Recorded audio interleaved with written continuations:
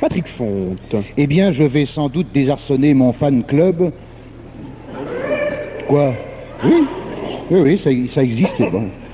Boîte postale numéro 6, 74 230 à Thônes, ça existe. Donc mon fan club, en disant à tous ses membres, les filles... Et non, non, oui, je dis les filles... non, hein, il y avait aussi des mecs, mais je les ai virés. Oui, elles sont relativement jeunes. Oui. Non, il y avait aussi des vieilles, mais je les ai virées. Je vais donc vous décevoir en vous disant que pour une fois, je suis d'accord avec François Bayrou sur un point, un seul, mais sincèrement je suis d'accord. Celui qui concerne... Oui, j'ai écrit dans le train. Celui qui concerne les devoirs effectués à l'école et non plus à la maison. Ça, je trouve ça très positif, car à la maison, on ne fait pas ses devoirs. On se dépêche de les faire. Quand ce ne sont pas les parents qui les font. J'en avais marre d'entendre tous les soirs les mères de famille penchées au balcon de mon immeuble. « Marcel, viens finir tes devoirs.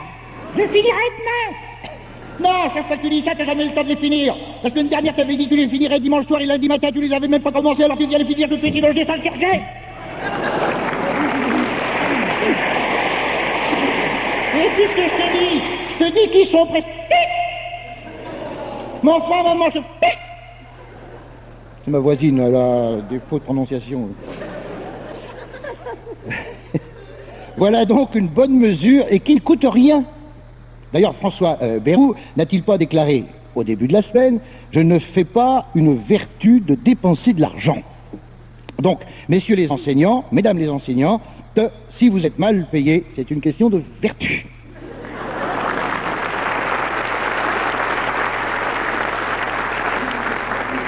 Si vous saviez comme les riches vous envient. Mais en dépit de votre tempérament vertueux, vous êtes resté simple. Et c'est bien. Continuez.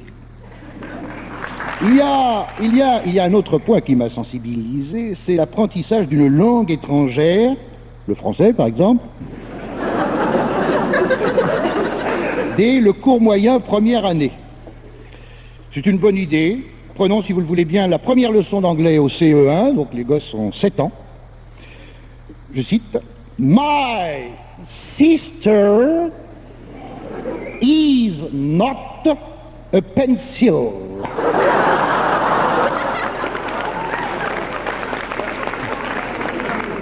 C'est vécu, hein? Peter is a boy.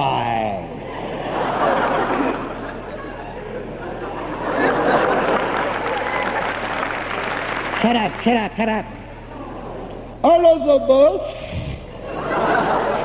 Elizabeth.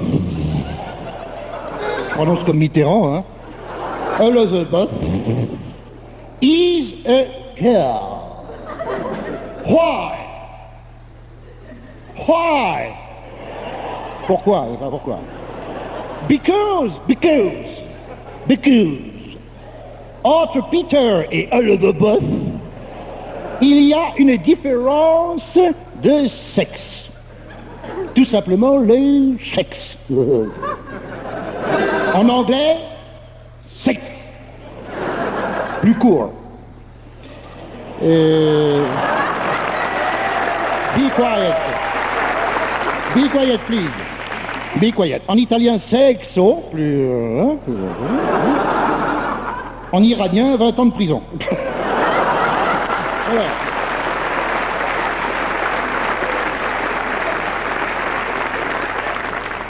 Deuxième langue obligatoire en classe de 4e.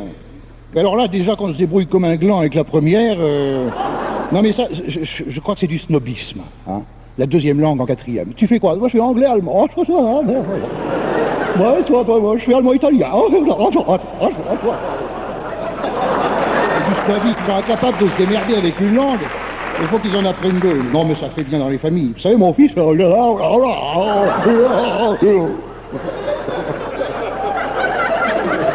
Et c'est con parce que la pratique de l'anglais... Déjà, la pratique de l'anglais, ça va bien. en France. Quand on le parle pas. Parfois, on essaye la méthode Cousteau, mais ça marche qu'avec les Français. Mais grâce à l'apprentissage d'une langue au cours élémentaire, alors ça c'est important, parce que dès la rentrée 94, le français de l'an 2000, après 12 ans d'études, pourra dire, en mettant les pieds sur l'Angleterre, « Hello !» Hello! How do you do? My sister is not a pencil.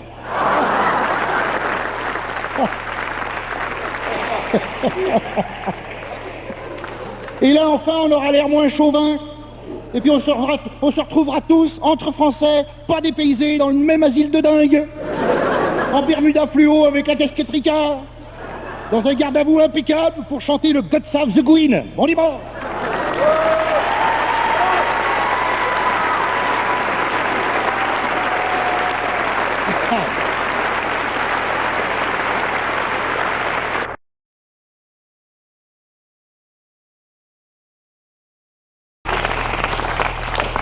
Alors, Patrick Fonte, vous êtes intéressé aux Français qui ne veulent plus travailler, je crois, Patrick. Pas plus travailler, moins travailler. Je trouve que c'est un signe de bonne santé pour notre pays, je m'explique. Français, Française, beurre, margarine.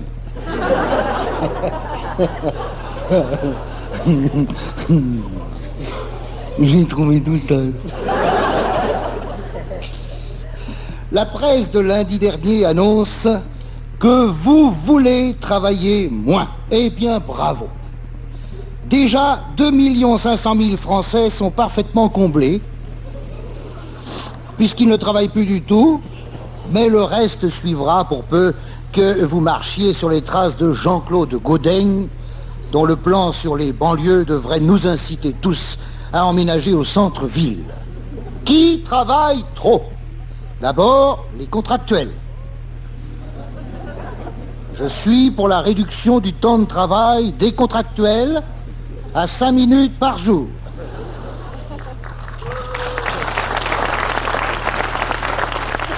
Histoire de pénaliser nos deux bagnoles pour conserver la main, en rédigeant un texte qui fait regretter l'invention de l'écriture. Mais lorsque les Sumériens ont créé le caractère cunéiforme... Oh, attendez, je dis les Sumériens, mais j'en suis pas sûr. Je vais encore recevoir 18 lettres. 3 pages pour t'expliquer que tu t'es gouré, ça fait plaisir. Bon, alors, lorsque les mecs ont créé... Et encore, on n'est pas sûr que ça soit des mecs. Cunéiforme, tu es sûr, ça? Hein? Cunéiforme, ça, tu es sûr, je veux dire. Oui, cunéiforme, oui, c'est en forme de clou, ça, je sais. Mais, non, mais la première écriture était cunéiforme, ça. Rien à voir avec le cunilingus, qui n'a rien à voir avec le... Rien du tout. Je l'ai un peu cherché, je dois dire. Hein. Donc, lorsque les Sumériens ont créé le caractère cunéiforme, pouvaient-ils imaginer une société assez gogole pour entretenir des êtres humains dans l'art de glisser un PV entre un pare-brise et un essuie-glace? C'est la raison pour laquelle je prône la réduction du contractuel au moyen d'un stage sous un rouleau compresseur, ce qui permettrait de le faxer. Hein? Il n'y a pas de sous-métier? Qui c'est qui a dit ça? Un huissier? Un CRS? Un éleveur de poulets en batterie? Un photographe de Paris Match? Il n'y a peut-être pas de sous-métier. Il a bien observé, il y en a de très cons. Mais de très cons. Je ne les nommerai pas. Parce qu'on peut faire un métier de con sans être con. Hein. Les revers de santé, une famille trop autoritaire peuvent nous faire échouer dans une activité débilitante. Regardez par exemple Corneille. Corneille, une intelligence hors du commun. Poète, dramaturge. Mais qu'est-ce qu'il fait depuis plus d'un siècle? Il fait chier les classes de 4e avec son cid à la con. Je plaisante, c'est une très belle pièce, mais enseignée trop tôt et de façon rébarbative. Et il faudrait l'adapter au malaise des banlieues. Ainsi vous l'emportez, et la faveur d'un roi vous élève en un rang qui n'était dû qu'à moi. Il vous fait gouverneur du prince de Castille, Nordin, Hasmek, la Hupta, mais ils obéissent. Et le cid campait dehors. ce serait plus vivant et plus actuel. Si les Français veulent travailler moins, c'est qu'il y a trop de mauvais métiers et que si l'on s'abrutit 8 à 9 heures par jour, avec en plus 3 heures de transport en moyenne, il reste trop peu de temps pour s'abrutir devant la télé. Non, les Français veulent travailler moins pour rester un peu plus au lit le matin. Hein, c'est ça. Hein, c'est ça. Allez, la France, réagis, nom de Dieu. Ouais. Restez un peu plus au lit le matin, mais c'est évident. Pourquoi nous tous ici on fait ce métier? Hein? Bah, pour rester au plus marre le matin. Surtout avec toi, Patrick. Ben, je suis content qu'on vienne là, parce que sinon je l'aurais dit moi-même. Alors bon. Mais oui, les statistiques. Écoutez, les 2 mois de suspension pour Anne Romanoff parce qu'elle a dû fumer là. Oui, et je sais quoi. Alors, les statistiques. Et il y a ma belle-mère qui m'écoute. Bonjour, belle doge, alors. Ça boum, hein? C'est pas fait pour trier les lentilles, hein, la vieille, hein? Mais bien sûr. Bah, ça peut aussi, hein. Il y a Anne Romanoff qui est sous la table. Non, mais... Enfin non, madame, ne croyez pas ce que je viens de dire. Non.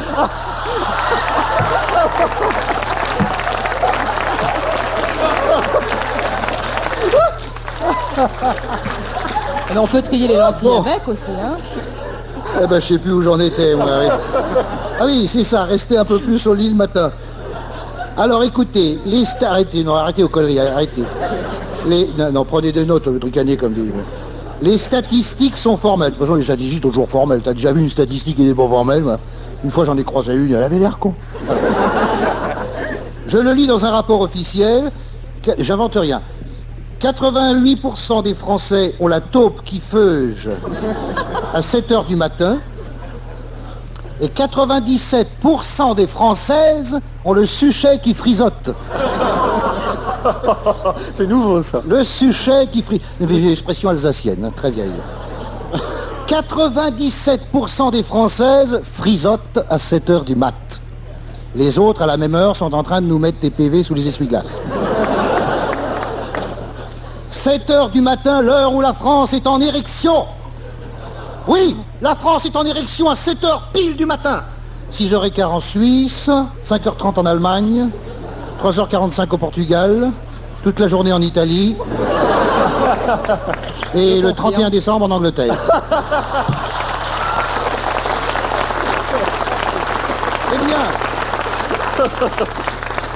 Eh bien, c'est à cette heure où l'on s'apprête à sauter dans la fornication qu'il faut sauter dans le bus. À l'heure où les bouches doivent se rejoindre, qu'il faut rouler une pelle à la bouche de métro. Étonnez-vous après ça que les gens aient l'air si maussades dans les transports publics à 7 heures du matin. Lorsque j'étais lycéen et que je prenais le métro à cette heure-là, combien de fois me suis-je fait caresser la croupe? La croupe, pas la troupe. Combien de fois? Combien de fois? Pas assez en tout cas. Bref, il nous faut militer en faveur de la grasse matinée. Et c'est bien pour ça que le dimanche, le café de la gare n'ouvre qu'à 17 heures.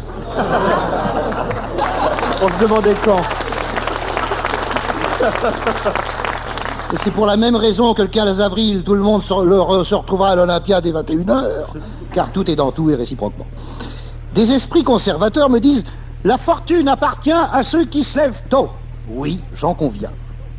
Par exemple, les boulangers. Qu'y a-t-il de plus riche que les boulangers? Les instituteurs, peut-être. Vous allez me dire, c'est pas normal que les instituteurs soient riches, parce qu'ils ont trop de vacances. Trop de vacances. Trop de vacances. Qu'ils jettent la première pierre, celui qui a supporté 28 mômes une seule journée, sans avoir eu envie de les foutre dans la Vologne à 16h25.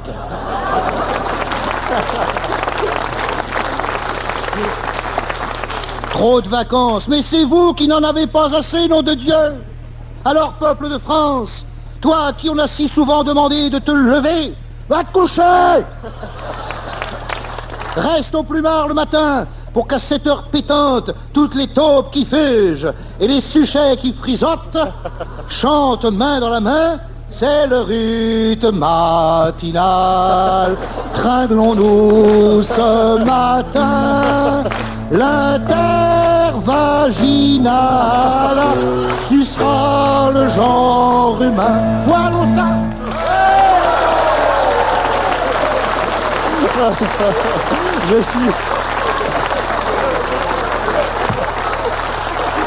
Je suis effondré. Je suis effondré. Non, vraiment, non, je vous en prie, il va recommencer. Non, alors, j'installe, je me dis petit à petit, j'installe, vous avez vu, de façon successive. Petit à petit, il y avait une femme, deux femmes, trois femmes. Je dis, ça va le calmer. Ah non, non. Au contraire. Je suis désolé, Sophie. Non, je me rappelais pas que c'était comme ça. Bien fait de revenir, moi.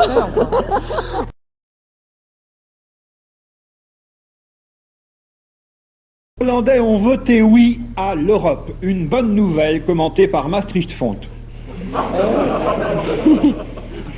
Merci. Les Ruquiers sont sympas.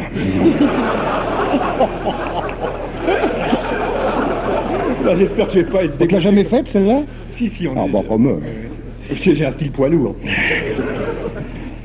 Ma grand-mère, qui nous écoute tous les dimanches, m'a justement fait des reproches en me disant Patounet. Oui, oh, ça va, hein. Bon. Patounet, bon. Et en ce moment, tu causes un peu trop du derrière. Ah, c'est amusant, d'accord, mais si tu te spécialises dans ce genre, le public va s'accoutumer et il ne demandera plus que ça. Hein, Patounet? Non. Oui, ah bah oui, voilà preuve. Mais alors, quel rapport avec l'Irlande? Attendez, j'arrive, faut le temps de traverser. De traverser la mer. Et Mémé a raison, le public ne veut plus que du derrière. J'avais donc pour aujourd'hui la ferme intention d'éradiquer le sexe. Des rétro... Pipigno en italien, c'est la zézette. C'est mignon, hein, Pipigno. On dirait le nom d'un pape. On a eu Pipino, on aura peut-être un jour Pipigno. Chez les filles, c'est la fica en italien, la figue, parce qu'en Italie, il y a beaucoup de figues. Bon, en Suisse, c'est la tirelire, etc. Alors... Bon, j'étais donc venu au studio 105 pour vous parler de la formation des grains de sable au Crétacé inférieur. Absolument pas érotique. Quand l'Irlande me replonge dedans avec ses 69%. Alors quand j'ai entendu ce chiffre, je m'excuse mémé, j'y suis allé de mon rire gras. Qui ne reflète absolument pas mon éducation jésuite. Donc le oui l'a remporté à 69%, je passerai sur le caractère symbolique de ce chiffre, car il y a des parents qui nous écoutent. Chez les intégristes, on dit 68 plus 1. Et chez les intégristes belges, on dit cunilingus. La présidente irlandaise du mouvement d'opposition à Maastricht, c'est plus facile à prononcer en arabe. Essayez Maastricht. Ça sort mieux que ne croyez pas au oui irlandais. Elle a dit aux journalistes de France Info, elle a dit « Nous n'allons pas perdre. N'avez pas compté les prières. » Le wawa, c'est le dentier qui tente une échappée. Les prières. Bon, quelles prières? Je veux bien, moi. Mon Dieu, faites que ceux qui vont voter oui votent non, wawa. Imaginez Dieu descendant au chevet d'un Irlandais pour lui dire « Ouais, old fellow. Old fellow, excuse me to awake you, but if you vote yes, it will be keket for paradise. »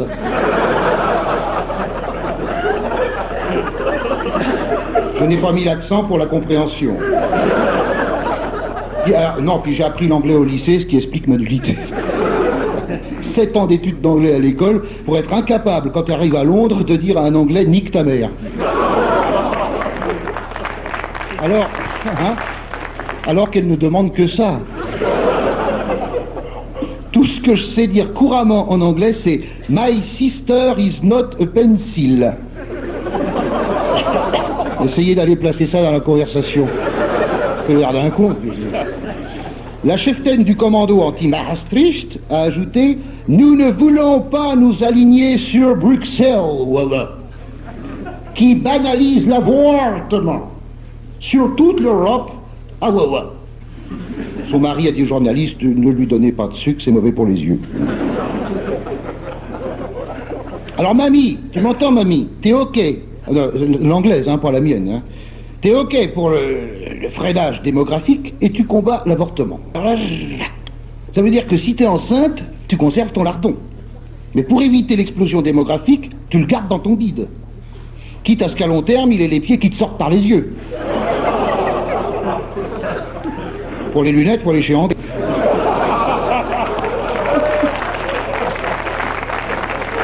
Ah, c'est léger. Enfin, non, mais il faut être logique, enfin. Quand on voit un évêque défiler en exhibant des fœtus dans un bocal, ça s'est fait il n'y a pas longtemps, alors que le vinaigre a encore augmenté, je voudrais pas bouffer dans sa cuisine. Une seconde d'inattention et c'est la gaffe. Pardon, monseigneur, mais pour les cornichons, je crois que vous êtes trompé de bocal. Voilà, je vous rends votre petite famille. Je voulais ce dimanche occulter le sexe, surtout à propos de l'Europe. Mais voilà, que Thierry Roland, à la première minute du match France-Danemark, déclare « La France a son match entre les jambes ». Eh ben ça, c'est de la voyance. Car on a bien vu effectivement qu'à l'issue du match, la France l'avait dans le cul.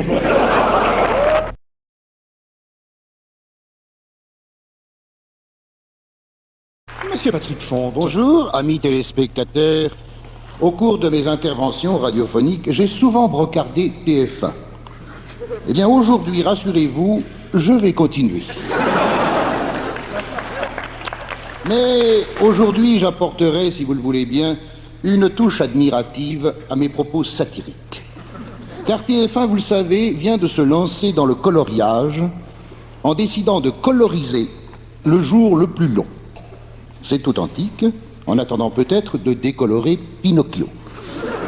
Ainsi donc, le jour le plus long qui se rapprochait du documentaire avec le noir et blanc va se rapprocher du western avec la couleur. Et c'est bien, car, comme dirait André Lajoigny, les Américains ont des caméras. Nous, on a des crayons. Moi, j'aime bien les films en noir et blanc, mais à condition qu'il y ait de la couleur.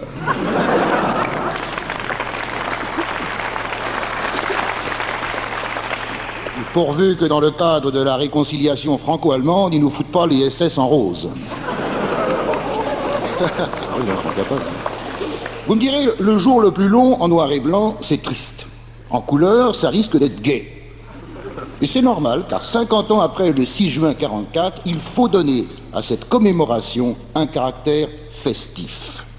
Et si je travaillais à TF1, je confierais le remake des sous-titres à Stéphane Collaro et la musique à Charlie Oleg. Je dessinerais des baigneuses à poil sur le sable d'Omaha Beach, où les marines débarqueraient en criant « Sus !»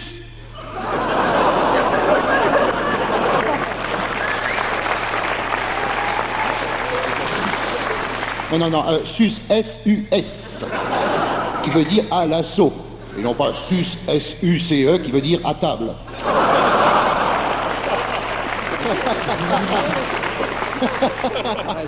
Bien sûr. Normal, le préciser. Laurent Gérard qui fait des projets. À quelle heure on bouffe? Car La table, c'est le fast-food. Hein. car ce qui manque, Va se foutre. Oh non, je te jure. enfin, Quand on a fait des Molières... car ce qui manque au jour, Presque buste. Moi j'ai honte. ce qui manque au jour le plus long, c'est l'intrigue amoureuse. Oui. Il n'y a pas une nana. Il y a bien Pauline Carton, mais on lui laisse même pas le temps de se déshabiller. C'est vrai que dans le jour le plus long, il y a beaucoup de guerres. C'est ce que j'ai remarqué. Oui, André. Mais vous êtes content, monsieur Je suis content. Oui. Oui, André. C'est sûr, André, mais enfin, c'est normal, parce que quand même, le jour le plus long, c'est quand même un film de guerre, hein. Ah bon? Alors je suis content. Ça fait pampan. C'est surréaliste comme conversation. N'empêche, non, il faut que ce soit la fête, car, comme on dit quelque part à l'extrême droite, Il faut, n'est-ce pas, réconcilier les Français. Il est temps, n'est-ce pas, d'oublier toutes ces années noires dont le souvenir déstabilise le Front National qui n'a rien à voir avec le nazisme.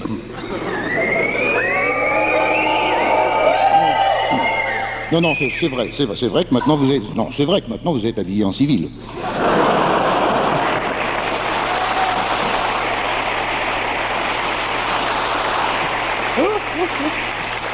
Il faut donc oublier la Seconde Guerre mondiale. C'est si lointain. Tandis que Jeanne d'Arc, c'est si proche. Mais Jeanne d'Arc... Jeanne d'Arc est une héroïne nationale. Oui, oui, tandis que Jean Moulin, c'est un meunier.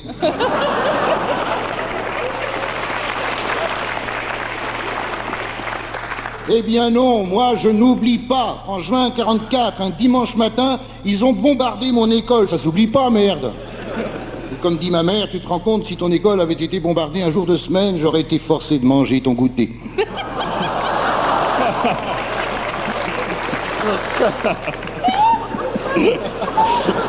Elle a de l'humour, Madame Fonte. Ah oui, Les chiens font pas des chats, hein. c'est pas des mouches. Bref, le jour le plus long sera colorisé par TF1. Moi, je trouvais ça chouette en noir et blanc. Mais enfin, il était logique de colorier le jour le plus long pour l'écran le plus con.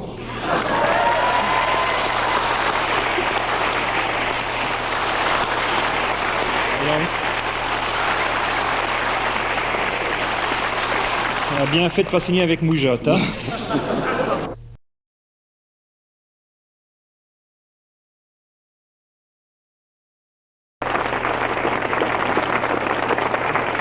Le Point, le journal, l'hebdomadaire Le Point a publié cette semaine une enquête « Où vit-on le mieux en France ?» Résultat, en Suisse.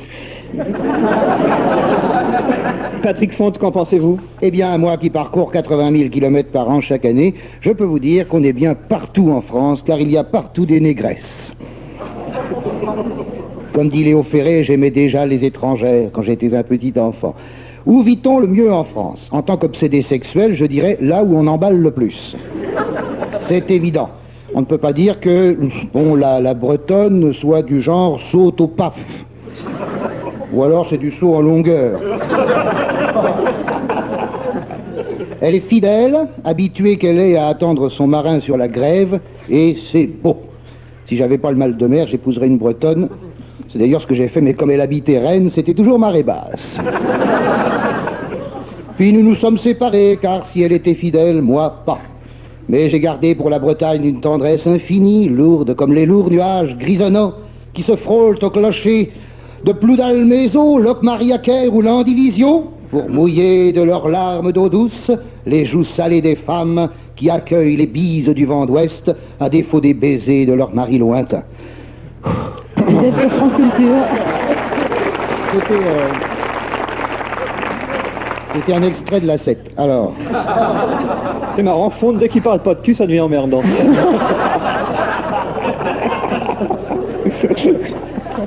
je t'en garde une pour tout à l'heure. La périgourdine est réservée timide, hautaine.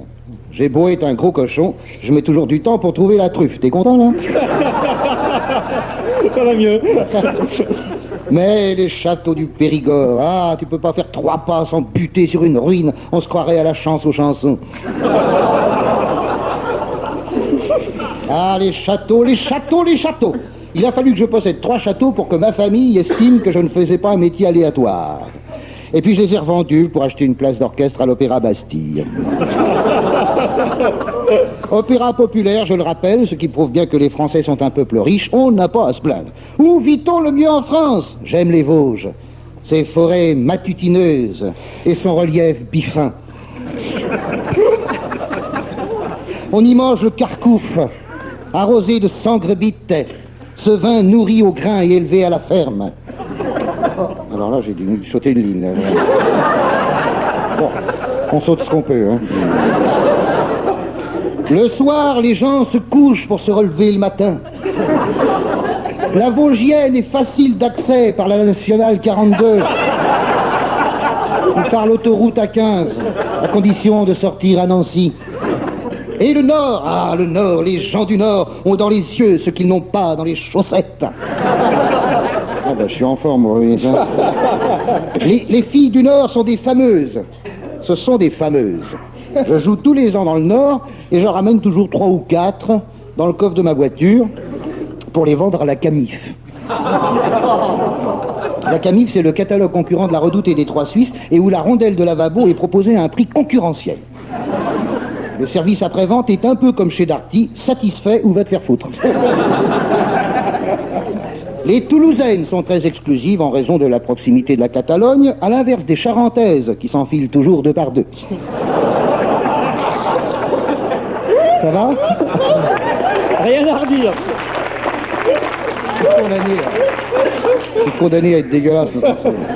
Le Pays Basque est d'une beauté magique. Les autochtones sont doués d'une intelligence rare, car je ne tiens pas à sauter sur une bombe. La Haute-Savoie, qui arrive en bonne place un peu partout, arrive cependant en tête pour la région en crise. Mais M. Charles Millon, président du Conseil régional, a déclaré dernièrement « La richesse du Savoyard, c'est son caractère. Voilà qui arrange tout. Le chômeur savoyard demande 3 steaks à la boucherie et dit à la caissière « J'ai pas un rond, mais j'ai du caractère. » Et on lui rend la monnaie.